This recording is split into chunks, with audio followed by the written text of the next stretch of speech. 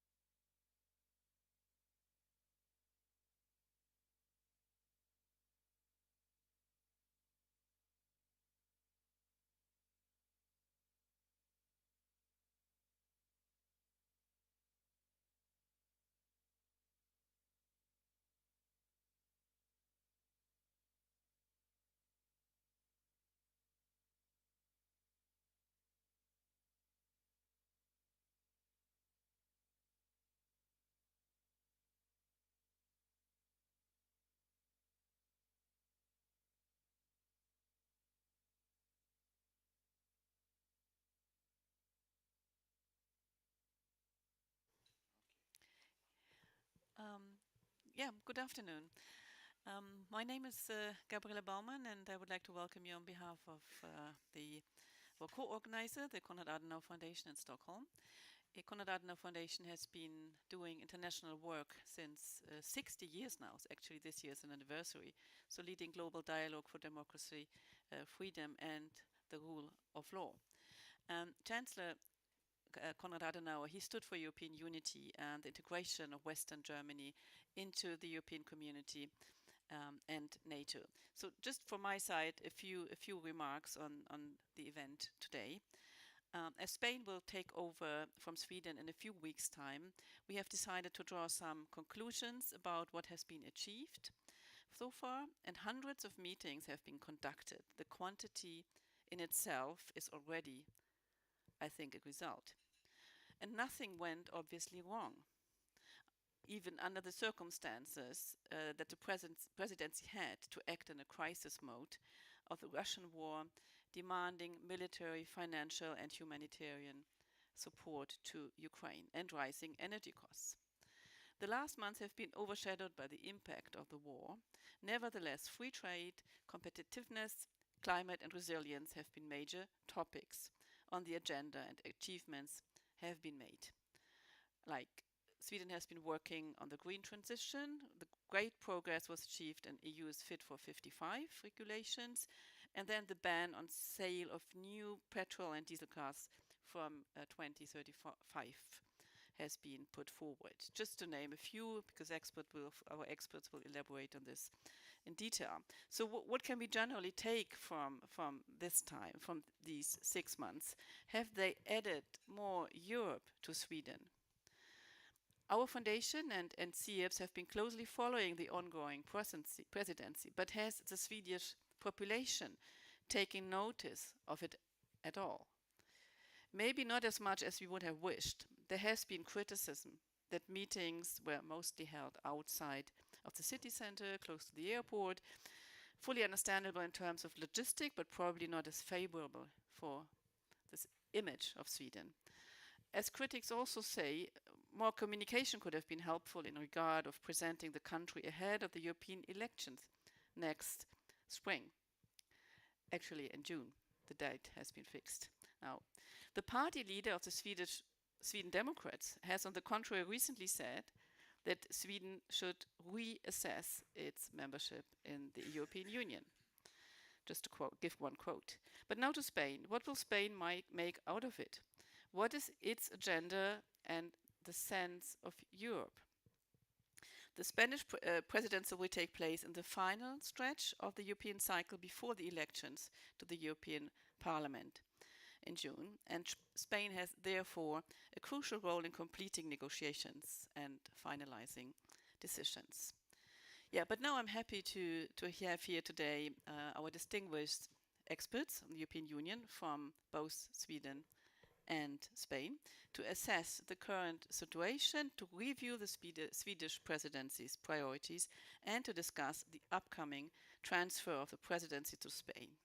I would now like to hand over to Göran von Sydow, and I would thank very much for an excellent cooperation on that event. I would like to thank Göran and his team. Thank you. Thank you.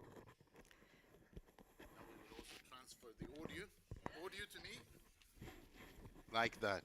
Okay, so ladies and gentlemen, very welcome also on behalf of SIEPS, the Swedish Institute for European Policy Studies, to this discussion here today that I'm looking forward to very much. At SIEPS, we conduct and promote research on themes of European affairs, but we also organize events such as this to have exchange of views between academics and practitioners, and also to advance, let's say, the European discussions here in a Swedish context.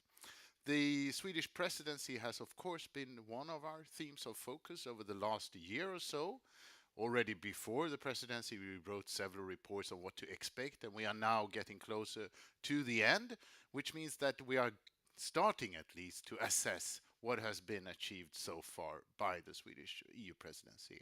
However, there is still 1 month to go, a little more than that, so I guess that some of the final verdicts we will hear this summer only.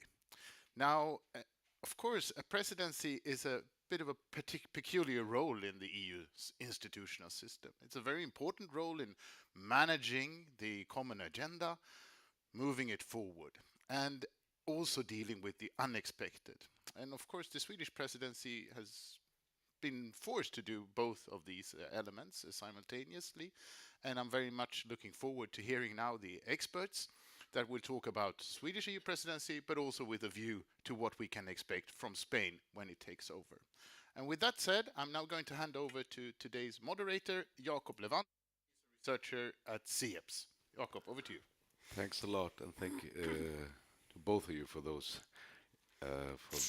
introductory words. I don't know whether I should continue because we have so many interesting things to talk about.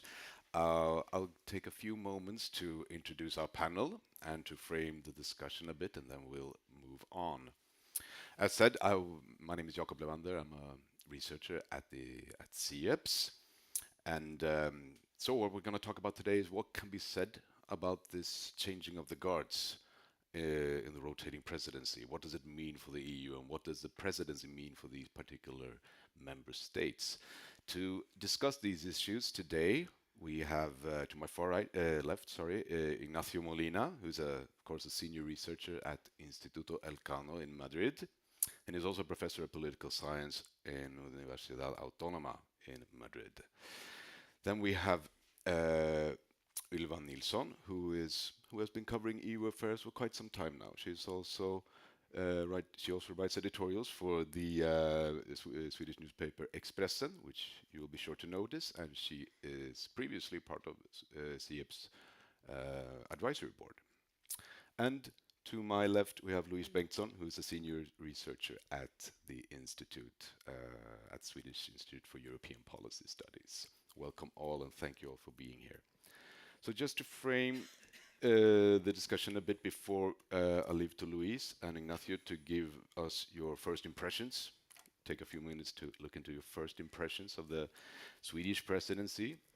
The priorities were set in Parliament, in Swedish Parliament, between the majority of the parliamentary parties, that dealt with 4 priorities. That was cohesion in the Council, facing the challenges of the war in Europe, that is security. The second one is keeping matters of rule of law and the fundamental values en route. And thirdly, pushing legislation forward on the Green Deal. And fourthly, getting competitiveness back into the conversation, the single market integrity. So, those were the 4 priorities, and with that, I'm gonna leave the floor to Louise to give us a glimpse of your impressions, please. Thank you, and thank you very much also to the Konrad-Adenauer Foundation for co-organizing this event together with us. So I think Gabriele, at the introduction, she already provided a brief overview of the general impressions of the presidency. I think that, I mean, we all remember how it started, right, with this bombastic, almost like PR coup to bring the whole of the Commission College to Kiruna. So this was a major event already at the start of the presidency, on which a lot of energy was focused. And of course, that was an opportunity to showcase not only the green transition in the north, but also space research and exotic things like the Ice Hotel. But after that start, I think the general impression seems to be that this has been a rather low-key presidency. And this is something we hear both from our sources in Brussels and also maybe here at home. Those who follow the media coverage might agree as well, also domestically. So I think there might be something to this. It seems that not much money has been spent on showcasing also the EU to Swedes. Of course, we know that the meetings, the informal ministerials were held, as was mentioned, just close to the airport, etc. We've also heard that from sources in Brussels, for instance, that even the decorations of the council building are a bit low-key, and the giveaways have been rather limited.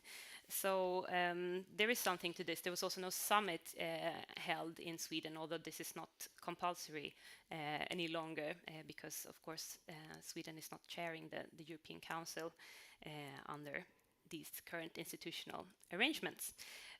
So I think it's more interesting to me, at least, to try to understand why is it this way, or why do we have this impression. And the argument of institutional change is not enough, of course, even though the role of the presidency now is reduced after the Lisbon Treaty, and also due to changing norms regarding, for instance, what the core task of the presidency should be. I think this argument is not enough, because there are presidencies that make more out of the rotating presidency than it actually is. Small countries like Portugal or maybe even Finland, but also, of course, France, larger member states. So you can still exercise some of the agenda-setting power, some of the informal roles as well, even though the institutional arrangements are different. But if we then look at another reason to understand why this has been a low-key presidency, maybe there is something to this efficiency argument. Already, I think during the previous government, there was some indications that Swedes want also to be perceived as cost-efficient, as transparent and efficient, and maybe it is not so necessary to spend a lot of money on PR during the presidency. Maybe it's better to focus on the core task on the Brussels-related things, right? Another reason, I think, might be expectations management. So the government in power before the elections in the autumn, they knew that it wasn't certain that they would remain in power, and the opposition knew that they would have very little time to prepare for the presidency.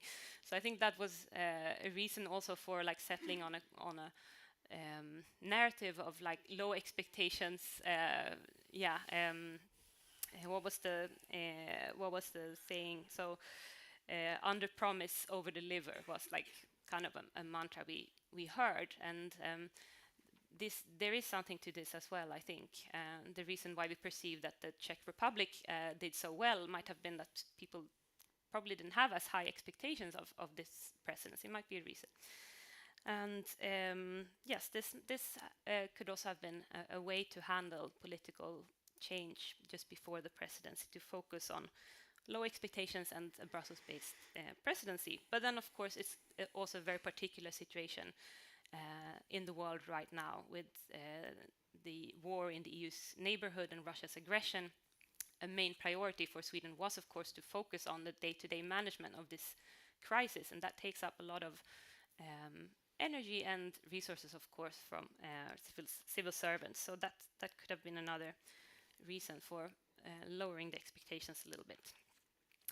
On the other hand, I think this, let's say, this idea of a low-key presidency, I mean, it shouldn't also overshadow what is going on in the actual legislative machinery in Brussels. So I think Sweden will be judged in the end on how well it has done to secure major agreements, both common positions in the Council and with the Parliament in this role as the representative towards the Parliament in negotiations in the trilogues. And this role is much more important now than it was previously, even in 2009. And there's been a heavy legislative agenda as well. So Sweden will be judged on these grounds, I think. And maybe the litmus test will actually be the green files, where we know that there is contention both among the member states, but also in Sweden domestically. So that, I think, will count towards this balance of how well this presidency has done. Thanks a lot. That was a great run through. I'm sure we'll get back to many of those issues later on in the conversation. Ignacio, over to you. Impressions or sketches from Spain? Well, thank you very much. First of all, good morning, and thank you very much to the Konrad-Adenauer-Stiftung and SIEPS for the invitation. Very happy to be here in Stockholm, 14 years after, again, assessing the Swedish presidency in the eve of the common Spanish presidency.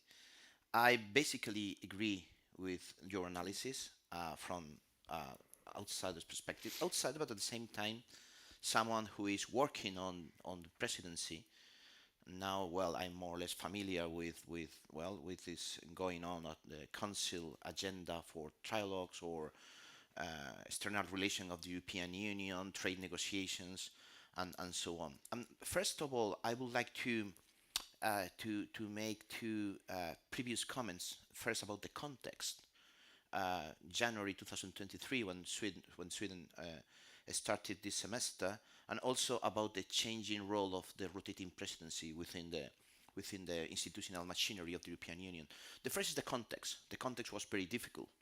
Was a context of, well, first of all, a war, not a virtual war, but an open war in Europe, not in Middle East or in Iraq, no, in Europe.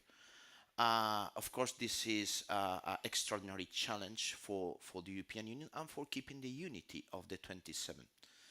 And this is a real challenge to keep the unity, because we know that, well, on the surface, all the 27 are, of course, condemning Russia for the aggression, well, with a different package of sanctions. I think the 10th package of sanctions was adopted during the Swedish presidency.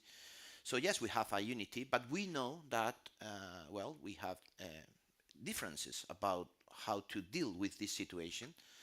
And so far, and we are mid-May, so far the unity has been kept, well, with some difficulties, but this is the merit also of Sweden in this capacity of, well, of sharing the chairs in 9 configurations of the Council with the other 26 member states.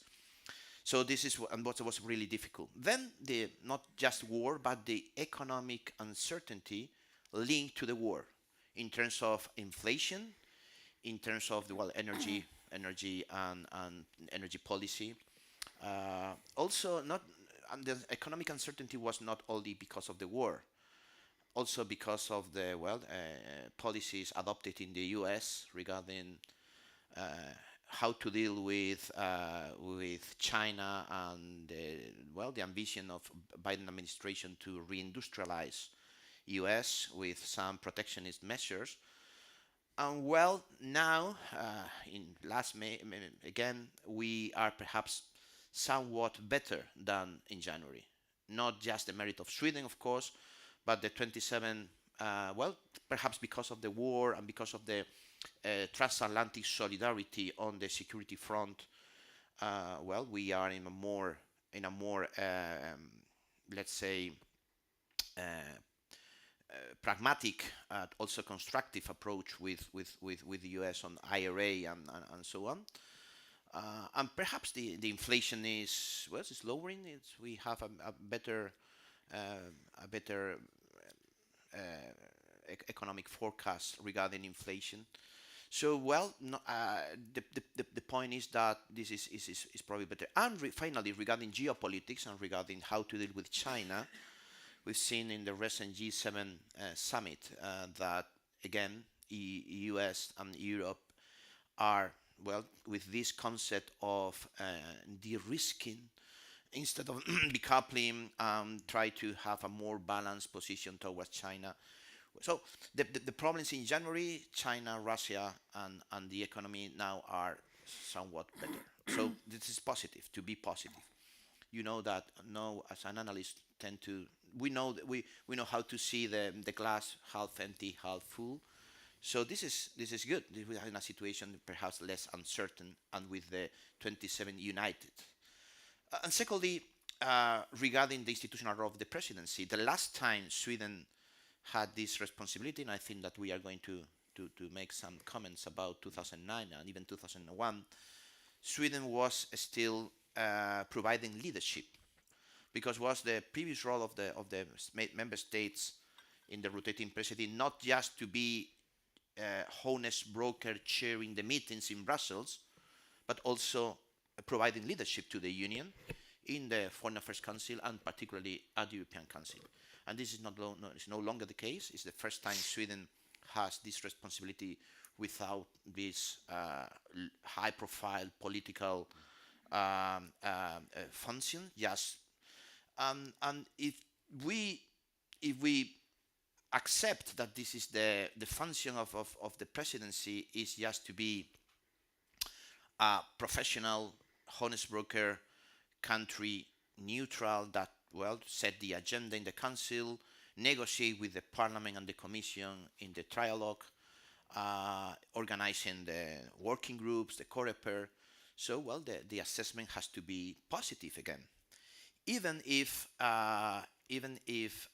when you look to the real numbers, actual numbers about how many trialogues have been closed, it seems that today this figure is low. So Sweden is not delivering as much as what was expected. According to my data, but I know that this may change in June, and perhaps but no more than 5 trilogues have been closed. It's a very low figure. Spanish presidency, which is very ambitious, and now we will talk about this in a minute, expects to deal with more than 100 trilogues files in the second half of the year. So, well, but nevertheless, and I will, the point here is that some member states don't accept the new institutional the new institutional role of the presidency after Lisbon. And this was very obvious in the case of the President Macron last year. It was very, very obvious. He was in Versailles welcoming not Charles Michel, but Monsieur Macron welcoming the 27 leaders and sharing that informal summit. By the way, very, very, very powerful and very important meeting after the aggression, and probably Spain would prefer, for different reasons, and we can also talk about this domestic political reason, would prefer, absolutely prefer, this Prime Minister, Pedro Sanchez, the Macron model. This model, and it's very obvious that they have decided to have an informal summit similar to that in Versailles, this case in Alhambra in Granada. So they have explicitly looked for very impressive venue for the meeting, to show this kind of grandeur. I'm from Granada, by the way, so it's true that is a nice place for having a summit. But it's this idea that even if if we are no longer the leader of the council because of the European Council, we try to be more than the treaties actually say about what the rotating presidency should be. This is also connected to the German presidency during the pandemic. That was also. I was gonna. We're gonna get a segue into that in Okay, just a few moments. Yes, was my final. I'm gonna let Ylva come in on. You mentioned the honest broker part and the domestic politics of everything, and I want to get your take on this, Ylva. Bearing in mind the importance of being an honest broker and to steering the ship and taking care of business and having a low-key presidency, that requires peace at home also, to some degree, as a EU president. Bearing in mind the composition of the current Swedish government and the domestic challenges that lies therein, it's a new situation. Has this affected the presidency at all, or has the government been able to deal with the situation as it usually does in minority governments and so on? Because this is different. What are your impressions of this? Well, I've been listening to both of you enumerating a number of obstacles for the Swedish presidency, a number of the government has changed and this and that, and there's a crisis here and there's a crisis there. In my mind, Swedish presidency has had 5 very calm months, actually. There's been no acute crisis at all. They've been able to get on with work. The fact that they changed government, etc., that every country goes through that every now and then, and sometimes in the middle of presidencies, they still run good presidencies. I think all that is just...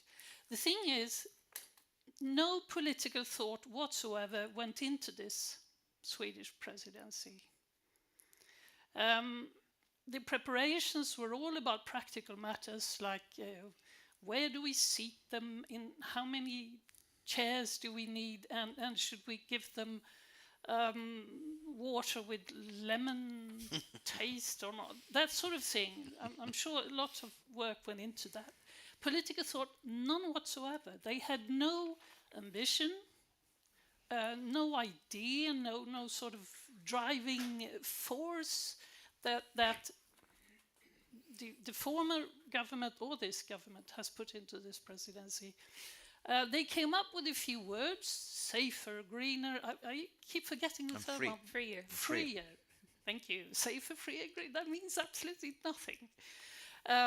They have priorities, like you mentioned, competitiveness. That could mean anything. More of single market, sure. What does that even mean? I would say that Swedish politicians make Sweden still a very reluctant EU member. They didn't want to shine as president. They wanted to keep it a distance. They don't want the Swedish people to see them enthusiastic about what's going on. I think they're quite happy not having meetings all over Sweden, getting Swedish voters noticing that they're actually working in the EU. They want to keep it sort of at a distance all the time.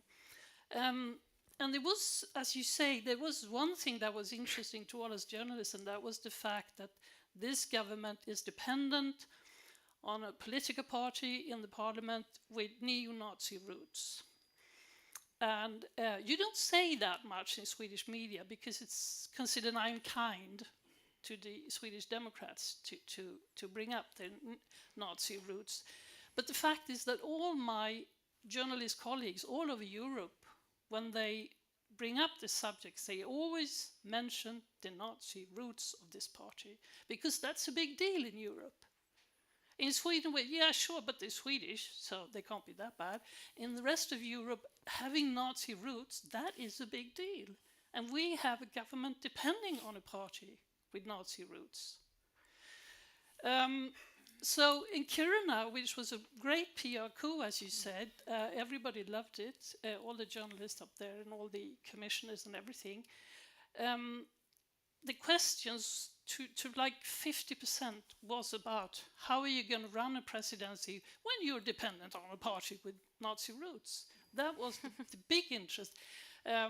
my foreign colleagues, my Brussels colleagues, when they call me to ask me about what do I think about the presidency, that's where they start and that's where they end. That's the interesting thing about this presidency. It depends on the party with neo-Nazi roots. But having said that, the funny thing is that there was actually some sort of a political peace made with the Swedish Democrats. I think they promised the government to keep Stam during the presidency, and they have. Right? They once in a while they come out in the press and they let everybody know they don't really like wind power for some reason. They're against wind power, God knows why. But apart from that, and they say we might force this government to fall over wind power. But, I mean, obviously nobody's going to do that, so it's just they want to be mentioned now and again. But they've kept their peace. They've kept this government free to work as an honest broker in Brussels, as long as they keep it in Brussels. Don't bring it back here. We don't want to see it. We don't want to hear it. Keep it in Brussels. And they've done that. They kept the whole presidency in Brussels. They've been more or less... I didn't know they succeeded with so few trilogues, actually. They've done their work. I think this presidency will be... I think we can bring out the old slogan that we used for the former Swedish presidency, boring but stable. I think we may use that one again. What do you think? That's a good steering wheel for anybody's life. I would, before we move into the Spanish priorities, Louise, I want to pick up on the honest brokerage and competitiveness shortly. Has there been any real challenges? Because the honest brokerage was something that we heard a lot about. Has there been any serious challenge to being an honest broker in the council that as regards keeping cohesion in and reaching common ground in the council that you have spotted? And also about this issue of competitiveness that is a political sort of aim for the long term, faced with what has been going on in industrial policy over the years and what we see now as reaction to the war and so on. This is something that is important for Sweden as a member state. How has this been anchored, or what has been the reaction to this drive on competitiveness and the resilience of the single market? Is there anything? Okay, so maybe I'll start with the competitiveness question, actually, because I mean the honest broker, that is one role of the presidency, and then I think the competitiveness initiative that is to do with the agenda setting power of the presidency, right? And I think maybe this initiative actually hasn't gotten as much attention as it, could have. You can agree or disagree with the way that the Swedish government has pitched competitiveness. Other countries might have other views on that. It's a very free market oriented agenda, to a large extent also inspired by the Swedish Confederation of Enterprise. So, whether you agree or not, with the agenda, I think it was still a successful way of putting something on the European agenda, actually. And there was a discussion in the European Council. The Commission has proposed a strategy, and there will be indicators to measure the progress that member states are doing in this regard. Then, of course, the world looks different now, also after the pandemic, with the vulnerabilities that have emerged, and of course with the war. So there might not be as much, let's say, taste for a completely free market-oriented and internal market-oriented approach to competitiveness. And I think that Sweden has realized that as well, adding words such as resilience to this priority in the presidency program. And yes, so I think Sweden has also had to tweak it a little bit to fit into the context that we are living in, to secure that we are not dependent on critical raw materials, for instance, from countries that we can't rely on, and so on. Yes, but I think this agenda is an example of agenda setting. Then, to what extent it will fly, I don't know in the end. But it was prepared early, and the Commission picked it up.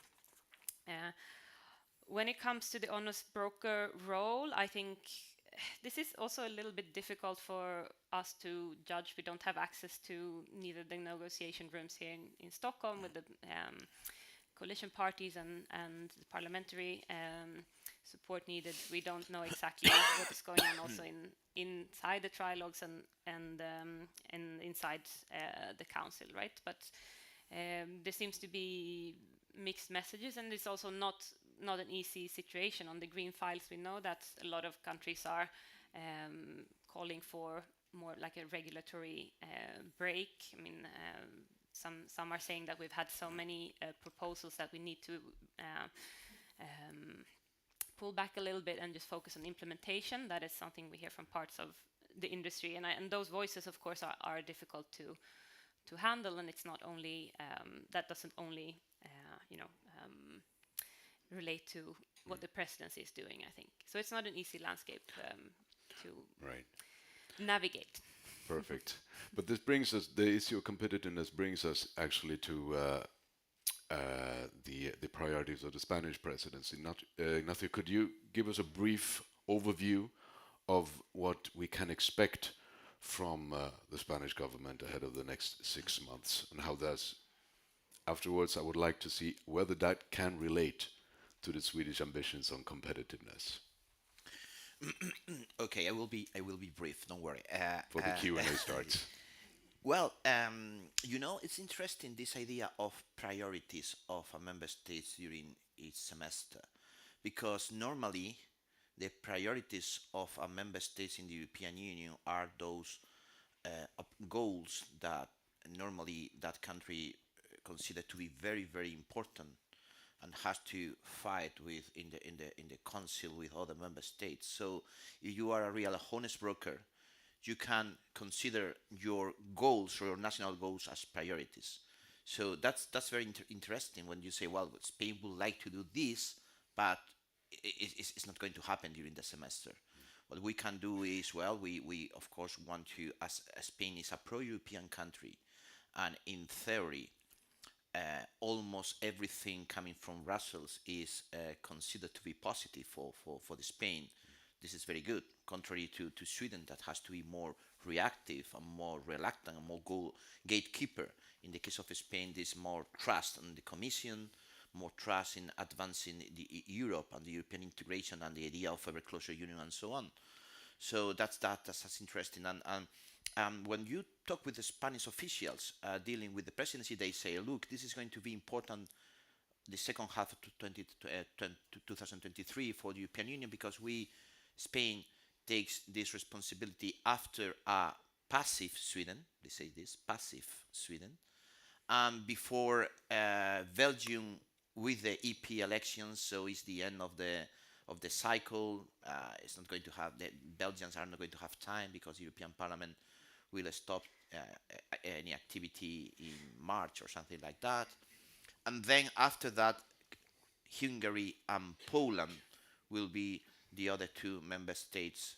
So look, if you want to push the agenda of the Council, it's now or until 2025. This is the idea. So it's very, Spain has very strong views on some controversial dossier, such as agriculture, fiscal rules, energy, and it's very obvious that this is going to be very controversial, and Spain can push this priority. So they had preferred to identify this concept of a strategic autonomy, but not the French strategic autonomy, but the open strategic autonomy, which is the Spanish-Dutch version. This is a strange couple. Spain and the Netherlands have been working in the last 2-3 years in a vision about what strategic autonomy may mean. Try to convince the other 25 member states that there is a midway between this French idea of European sovereignty, which is very, it's a non-starter for many countries, in particular on the eastern side of the European Union. And on the other hand, this idea of that the European Union should have some autonomy, and we realized during the pandemic that that is important. we have realized during the war that energy dependence was a problem. So open strategic autonomy is much more this idea of Spain for the presidency as the most important political label, the most important political some kind of catchy. Even if open strategic autonomy is a terrible, it's not catchy at all. But I mean, the idea of it's not connected to security. As far as Biden or any other rational president in the U.S. and we have a war with in Ukraine, we don't want to raise the idea of autonomy vis-a-vis NATO. So this not to be a stress, but the economic side of strategic autonomy, and this is connected to energy for sure, and is connected to renewables with a European energy mix, much more diverse, of course, decoupled from at all from Russia. So renewables and other sources is on technology and digitalization. So Spain, Europe can't be just a market in which Chinese or Korean or American products, software and hardware is merchandise, and we are not able to produce. It has to do with food, with food, and it is a new way to have a look to the common agriculture policy. We normally we criticize common agriculture policy, and in particular from think tanks on European affairs tend to think, there's other ways much more interesting to spend European money than CAP. But during the pandemic, we never ever had fear of not having enough food in Europe. So CAP, and now with the war and with the problems in Ukraine and Russia regarding, they are huge producer of cereals.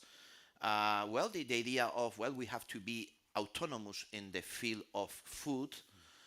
And also, finally, everything connected to health. Health from the capacity to produce rapidly, face mask, but also the vaccine. This is health, energy, technology, and food is the idea of this. This would be the most important priority from the, let's say, mid-term, long-term perspective. On the short term, we have all these 100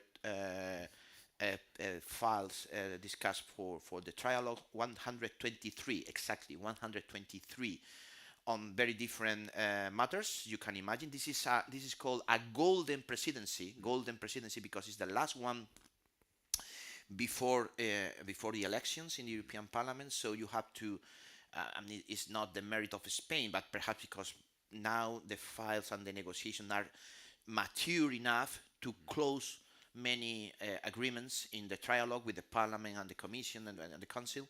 So this is probably Spain is going to deliver, thanks to the previous work of Sweden, Czechs or French, but probably in next semester is going to be very active in terms of legislative productions. And then there is, contrary to Sweden with this Brussels-based presidency, Spain would like to have a more symmetry-based presidency with summits with Latin American countries in July. Then we have this informal summit I mentioned in Granada, which is a double one because it's an informal summit, informal European Council, and at the same time the third summit of the European Political Community after that one had in Prague and in Chisinau next week in Moldova. So will be the third summit. And Spain is, along with Charles Michel, organizing a summit with the MENA region, right. Probably with the Arab countries, because Israel, is very, it's very difficult to have all Mediterranean countries if this includes Israel. So this is also important, this idea of, trade negotiation with Latin American countries. Mercosur will be very difficult but it's important for Spain to have Latin America again. Latin America is not very relevant in Brussels. We have to accept that. But in the current context, I think that is interesting to have likely-minded regions such as Latin America in terms of values Western values. And this is the priority. So basically, this concept of strategic autonomy plus relation with different regions, which is true that are a priority for Spain, Latin America, and North Africa. In terms of, let's say, spirit, this sounds like the opposite of what Sweden has been doing in terms of approach to the presidency. But we should look forward to it. When I hear you talk about those areas of open strategic autonomy, which have not really been in the main focus in the debate of strategic autonomy lately, Ylva, you've followed these issues obviously quite closely, along with the different proposals on industrial policy, for example, and Swedish reactions to it and what they actually entail. What are your thoughts when you hear about these proposals or these ambitions from the Spanish ahead of the Spanish presidency, Well, as regards competitiveness as well? Yeah, well, first of all, it's the opposite of Sweden, isn't it? There's a concept, there's an idea, there's an ambition. Spain wants something, and even prepares this going forward so much that you get in touch with the Dutch, or sort of the opposite of Spain in the EU, to work together to see if there's a middle way somewhere where North and South can work together. That's so much the opposite of what Sweden has done. President, okay, fine, we'll do our job, honest brokers in Brussels, but the rest, that's not for us. So it's strategic autonomy is a concept that the Swedish politicians have hated from the start. And they've worked really hard, actually, through their mission in Brussels to try to change the concept to resilience. Mm-hmm. Couldn't we call it strategic resilience instead? Sounds better, doesn't it? Sounds better, yeah. But they managed to get open, right? Yes, open. That was a compromise, because French and others said, for God's sake, autonomy, it's not a scary word. We need to stand on our own legs, etc. We need to keep autonomy. So they added open in the beginning, open strategic, to say that we're not going to close ourselves off. Europe is extremely dependent on trade with the rest of the world. All European countries know this. We depend on trade to like 50, 60, 70, up to 80% of our GDP, whereas the United States depends on trade to 25% of its GDP. Trade is a big thing in Europe, and the Swedes keep being scared that the rest of Europe are going to want to close down everything and not trade with anyone and not have any trade agreements. So that's why we brought up the concept of competitiveness. We hoped to sort of put in new free trade agreements, etc. Is there an opportunity to marry that concept with what's going on now, or is it going to be drowned during Spain's I next 6 months? think this government who came to Brussels, to the meetings in Brussels, with their Swedish ideas in their head and met the discussions from other countries, actually thought, well, it's us that have got to change in the end. Now you can hear the Swedish Prime Minister actually say, to be quoted, that obviously we need some autonomy.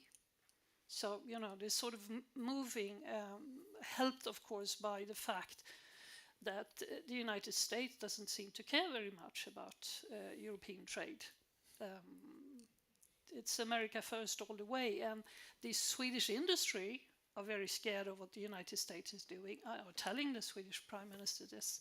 So it's actually Sweden slowly moving towards a concept of competitiveness that includes state aid, that includes some sort of protection, that includes actually sort of trying to cut off China from sensitive areas, etc. So when this presidency is over, it's the Swedish idea of competitiveness, I think, that will have changed, not the European idea of how to be competitive. Yes. Interesting. Thanks a lot. Louise, please. So I will add a comment to that. I totally agree with what you're saying, but if you look at the green industrial policy, so the industrial policy of the Green Deal, right? And this package, I think it also worked the other way around in the sense that Sweden must have been one of the countries, I imagine, that pushed for also including skills and research and innovation. In one of those like last points of what this package was supposed to include, there was also a focus on skills, for instance. So I think this is also something that Sweden is trying to do to kind of inform the industrial policy of long-term challenges that might be necessary to also kind of keep in mind, at least somehow. So I think that is an interesting point to add, although I agree with you as well. This discussion has been no way near boring and stable, that was mentioned before, but we have to get the public involved as well. This is time for questions and answers. So if there's anybody who wants to pose a question to anybody in the panel, be sure to raise your hand, and a mic will be given to you. I'm quite certain, if there's anybody who wants to go on first. If you have a question or a general remark, if you have a general remark, you can do it, but preferably in the form of a question. Yes, please. Lady in the back, in blue. My name is Fabia Midman. I have been dealing very much with the EU issues, particularly a comparison between Spain's adhesion to the EU and Sweden, two countries then at the periphery of Europe, Spain isolated by its autocracy, dictatorship, and Sweden in its Swedish model. So the adhesion of Sweden to the EU, compared to Spain, has no motivation other than trade. It does not have this motivation to belong to Europe, to do something, because it was above Europe. This is one point. The French strategic autonomy is now being translated into more positive views, especially in Sweden, because one has realized that the reaction to the French proposal was premature. And then today, after the decision in the US to finance and subsidize enterprises who will focus on greenery, then there is an awakening. I wonder, in the Spanish presidency, will this also be a way to boost, for instance, trade in the MENA region, that is also a region that is gliding from the US politically and economically, and also involve some other countries like the Mercosur? Brazil, for instance, has also been very critical of both, but still depends on trade. That would be nice to hear. Thank you. Thanks a lot. So Sweden has only in it for the trade and broadening the trade deals around the world. Who wants to go first? Ignacio.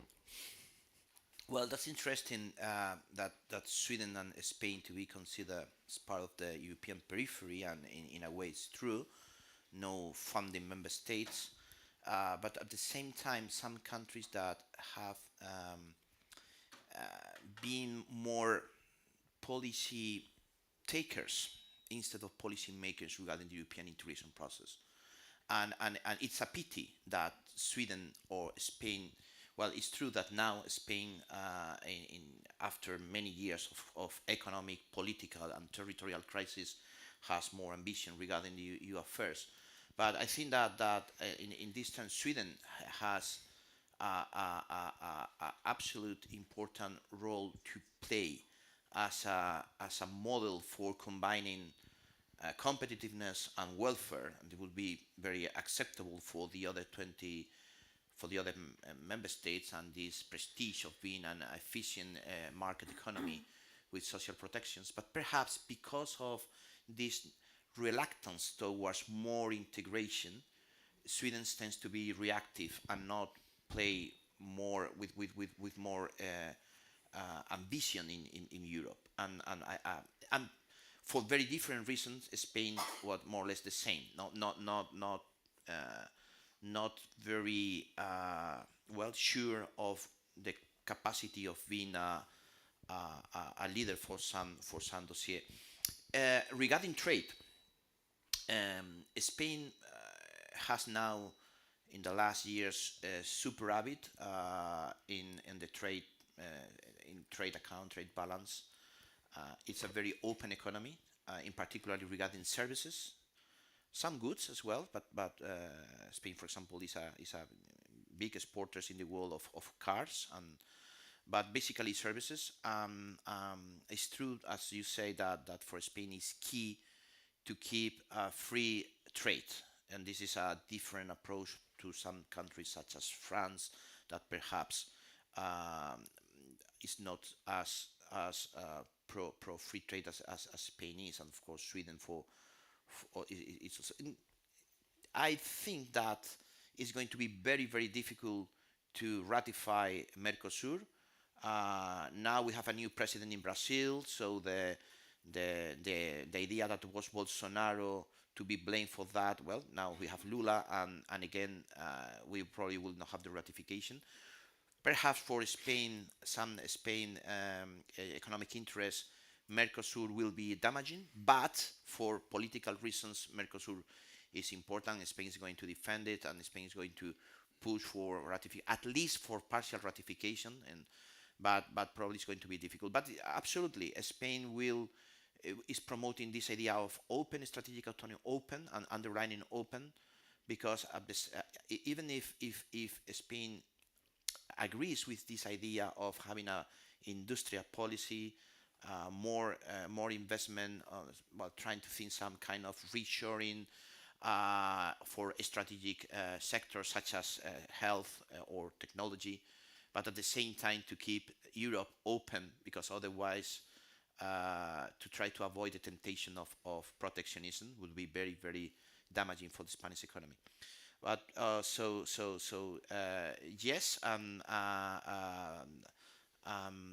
at the same time, this linking of Sweden and Spain as peripheral and with huge potential to be played. Sometimes countries which are not founding member states tend to think that only France or Germany can lead, and this is not the case. Is there anything to add from the panel? Yes. On trade, maybe. I'm afraid the Swedish argument for free trade agreements is quite superficial. It's just more free trade agreements, please. And those are really easy to get. You can get them with everyone, how many you want. All you have to do is agree to everything your opponent asks for. Then you have your agreement. So that's not it's quite a superficial way of looking at it. I think the Commission's take on new free trade agreements is much more interesting. We met the Commissioner Vestager, the Danish Commissioner, the other week here in Stockholm.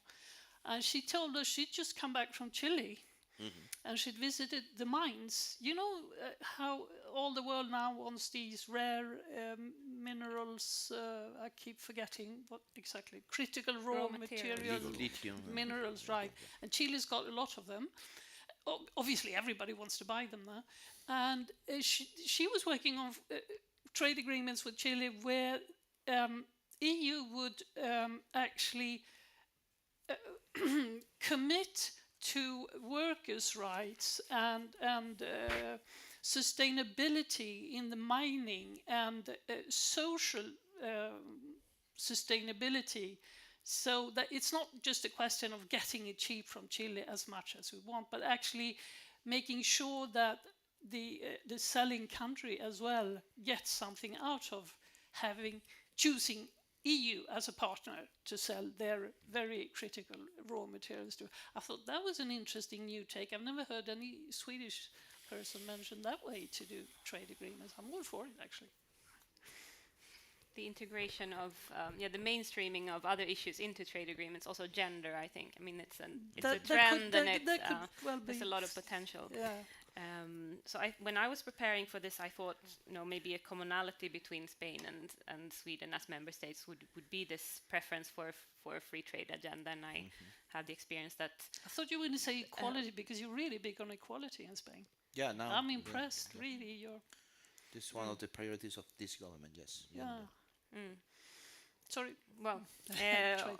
so yeah, I thought that was in a way a commonality, and of course with the strategic autonomy, open strategic autonomy, it also comes with, in the Spanish case, a little bit more of securing maybe agreements on certain products, right, that are also necessary for us. So that's, is it free trade or not? And when you conclude these agreements on raw materials, for instance, I mean, there's also something to look at there.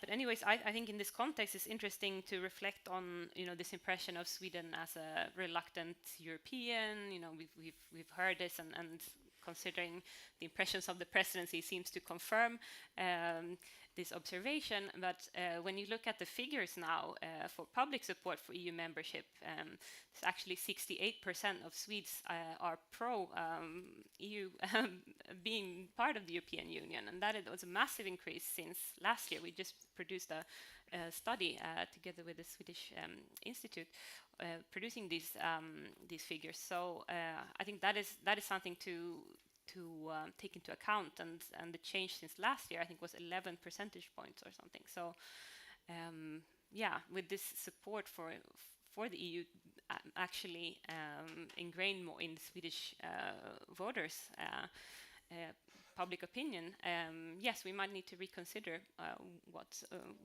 kind of member state Sweden is actually, or should be. That is a great finish for and it would be a great start to a new debate, I'd say. What sort of member state are we? Thanks a lot to all of you, and with that, we'll have to draw to a close this discussion, which has been very interesting. I would love to pick up on many of the stuff that you've been mentioning here. As always, we start a discussion on the institutions and we end on trade. That is very pertinent for a Swedish discussion on the European Union, I think. And to finish, I want to thank everybody at Konrad-Adenauer-Stiftung. A big thank you to everybody involved for arranging this, and especially to Charlotte Storch for being such a great help. And as always, Eleanor Dupis-Hellström from SIEPS for arranging everything. And you will find more publications and analysis at www.sieps.se. Among those, the very study that Louise just mentioned about Swedish public opinion and the European Union. And finally, a warm thank you to Ignacio Molina, Ylva Nilsson, and Louise Bengtsson. Thanks a lot to everybody for coming today. Thank you.